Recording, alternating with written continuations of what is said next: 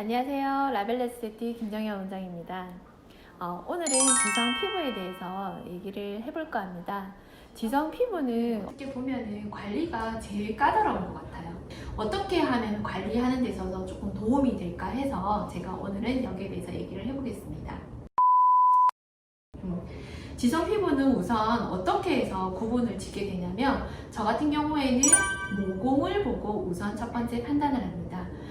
모공이라고 하면 모공의 밀집의 정도와 그 다음에 크기의 정도, 그 다음에 그 모공 다음으로는 유수분 밸런스를 이제 체크를 하는데 유분량이 얼마나 이제 뿜어져 나오는지에 따라서 약지성과 지성으로 저는 구분을 한다라고 보시면 되세요. 우리가 보편적으로 보면 약지성이라고 생각한다기보다는 그냥 지성 피부라고 다 생각을 하시는데 그것도 조금 구분을 해주는 거에 따라서 관리하는 방법도 조금은 나눠진다라고 보시면 될 것 같아요. 그래서 지성 피부는 보통 이제 유전적인 요인이 조금 많이 따라가는 부분이고요. 그 다음 2차적인 요인으로는 환경적인 요인이 이제 줄 수가 있는데 거기에 따라서 이제 홈케어라든지 세안하는 방법의 문제점에서부터 시작을 해서 피부 타입이 조금 바뀌는 경우가 많죠. 지성 피부의 특성에 세 가지 얘기해 보겠습니다. 첫 번째, 밸런스라고 보시면 되세요.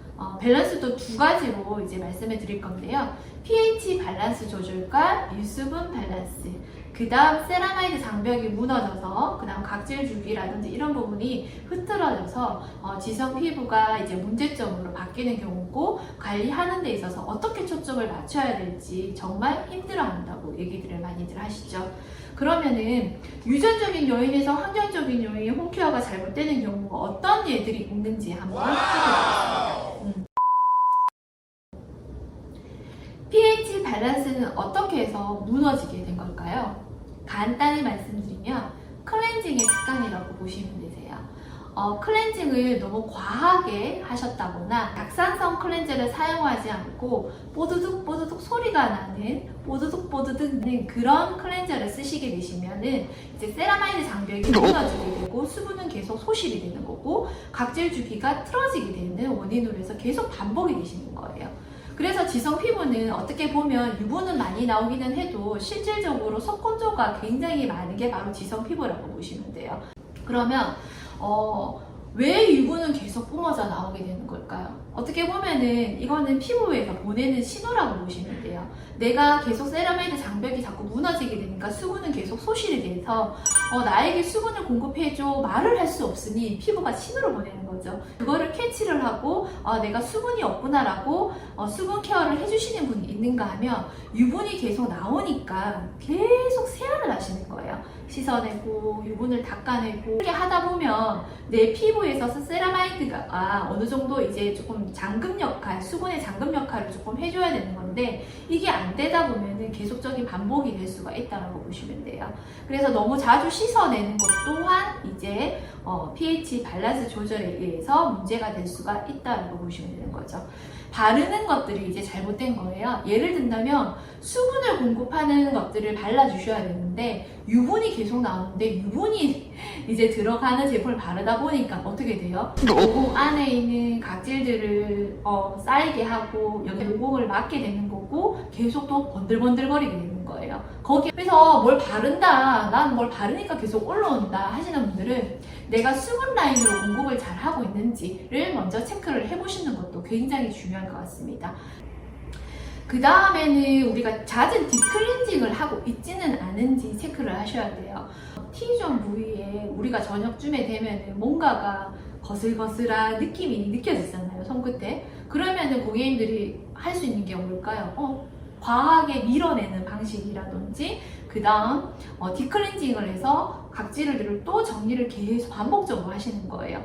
그렇게 되면 각질 주기가 많이 틀어지기 때문에 피부를 보호하는 우리가 쉽게 말해서 갑옷 같은 역할하는 게 각질이 어느 정도는 있어야 되거든요. 근데 얘네들이 계속 벗겨져 나가다 보니까는 외부 환경에 노출이 되도록 될 수밖에 없는 거예요. 그러다 보면 어떻게 되겠어요? 트러블이 발생할 수 있는 환경들이 또 생길 수밖에 없다라고 보시면 돼요. 그 다음에 예민하게 될 수 있는 환경에 노출이 될 수밖에 없다라고 보시면 되는 거죠. 각질의 장벽이 무너지지 않도록 정말 신경을 써줘야 된다는 거죠. 이제 정리를 한번 해보겠습니다. 약산성 클렌징으로 하루 2, 3회 꼼꼼한 세안은 pH 밸런스를 조절하는 데 도움이 되고요. 그 다음 지성 피부라 할지라도 또 하나 추천드리는 방법은 아침에는 물로만 세안할 수 있도록 저는 추천을 드릴게요. 물 자체에 알칼리의 성질이 들어가 있기 때문에 물로만 이 손에 있는 지문을 이용해서 꼼꼼하게 세안을 해주셔도 충분히 유분기가 조금 정리가 되는 듯한 느낌이 들기 때문에 많이 건조한 지성 피부들 같은 경우에 아침에 물로만 세안해 주셔도 돼요. 단 염증성이 너무 많이 있고 그 다음 화농성 여드름이 너무 많이 있으신 분들은 아침 저녁으로 약산성 클렌징을 2번 해주시는 걸 추천드리고요.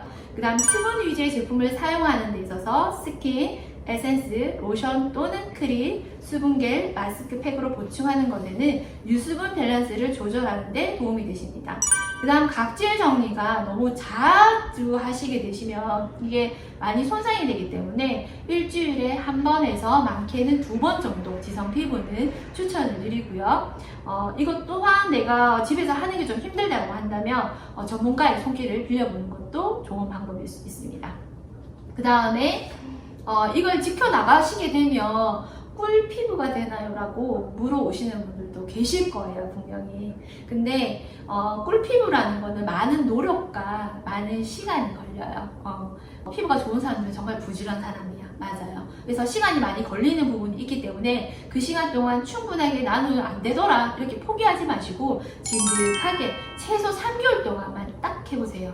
그러시면 피부가 변화되는 것들을 정말 경험을 하실 수가 있고요. 피부의 환경을 만들어주는 아주 기본적인 우리가 케어라고 생각을 하시면은 하실 때에도 기대치가 이만큼 있다라고 한다면 조금 낮춰지게 될 거고요. 생각보다 뭔가가 피부가 변화가 있네 하시면은 만족도는 이만큼 올라가실 것 같습니다. 오늘 얘기는 제가 지성 피부에 대해서 설명을 드렸습니다. 생각보다 지성 피부가 요즘 들어서는 정말 많아요. 근데 본인이 지성 피부인지도 모르시는 분도 계세요. 그 이유는 내가 수분이 없다, 그냥 유분만 나온다, 뭐 이런 것들로 인해서 조금 우리가 그냥 지나칠 수 있는 피부의 문제점들이기는 하지만 뭔가가 기본이 잘 되어 있는 피부 케어 같은 경우에는 문제가 크게 발생하지 않기 때문에 이 부분들을 3가지를 잘 지켜봐 주신다면 많은 도움이 되실 것 같습니다.